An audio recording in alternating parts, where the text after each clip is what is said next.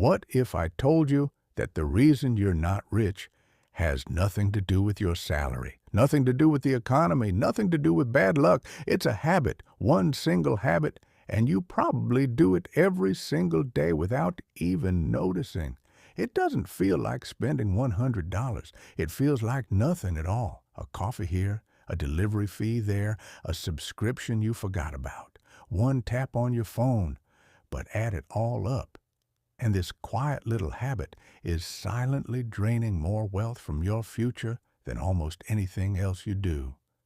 And by the end of this video, you're going to see your own spending completely differently. Here's the common belief most people carry around. I don't have a spending problem, I just don't make enough money. It feels true. Rent goes up, groceries go up, everything feels tight. So the logic seems obvious. If only I earned more, I'd finally get ahead. But here's the uncomfortable truth. Studies on lottery winners and high-income earners show something strange. A huge number of people who suddenly make more money still end up broke. Not because they lost their income, because their spending quietly grew to match it.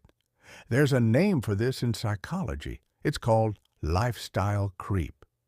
Your life expands to consume whatever you earn without you consciously deciding it should. And the sneaky part is, lifestyle creep never shows up as one big purchase. It shows up as 100 tiny ones. That's what makes it so dangerous. Big purchases make you pause. Small ones don't. Let's make this real. Picture your average day. You wake up and grab a coffee on the way to work. $6. At lunch, you don't feel like cooking, so you order food. $15. In the afternoon, you get a text that your package is delayed. So you scroll a bit and something catches your eye online. $20. On the drive home, you stop for gas station snacks. $8. That night, 3 different subscriptions renew without you even opening the apps. $30. None of these felt like a big decision. Each one felt small enough to ignore. But here's the psychological trick your brain is playing on you. Your mind is wired to evaluate money in the moment, not over time. Behavioral economists call this present bias. Your brain treats $5 today as almost weightless because it can't easily picture what that $5 could have become in the future. So here's the math your brain refuses to do automatically. If you spend just $100 a week on things you don't really need, not $100 a day, just $100 a week, that's about $5,200 a year. Doesn't sound catastrophic yet, right? Now imagine that instead of spending it, you invested that same $5,200 every year into something that grows at a normal long-term market average, roughly 8 to 10% a year. After 30 years, that habit, that same amount of money you were already spending without noticing, could have grown into more than $500,000. Let that sink in. Not because you earned more, not because you got a raise, just because you stopped leaking money in 100 invisible places. This is the real definition of the $100 daily habit that makes you poor. It's not one expense. It's the habit of mindless micro-spending. Small, frictionless, forgettable purchases that quietly cancel out your ability to build wealth. Insight section. Here's the deeper psychological reason this trap works so well.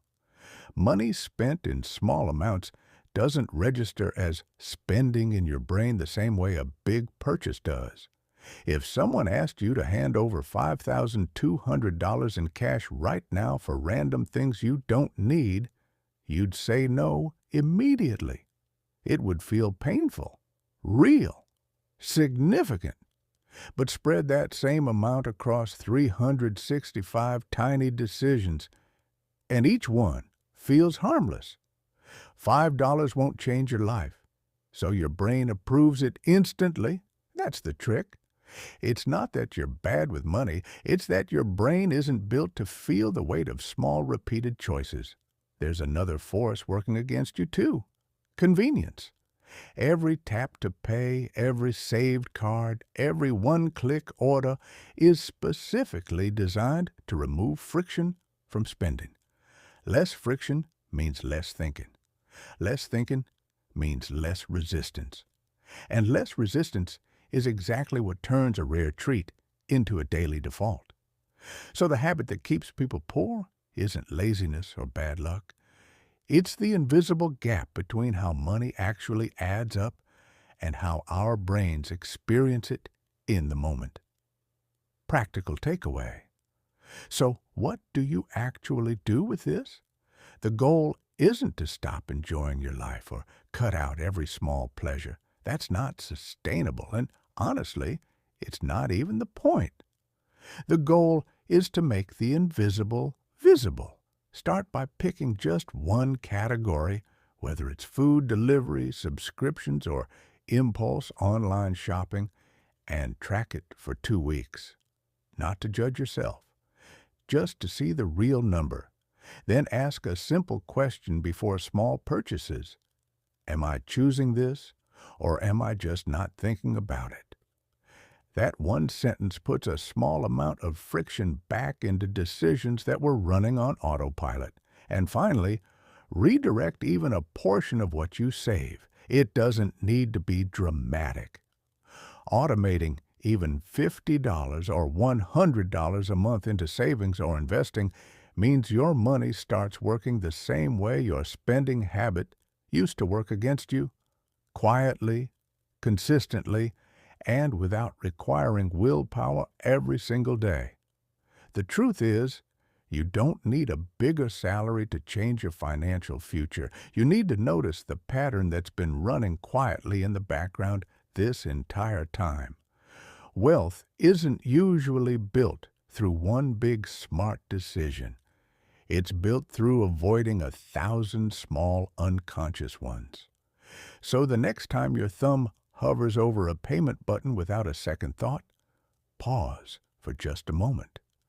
That small pause might be the most valuable financial habit you ever build.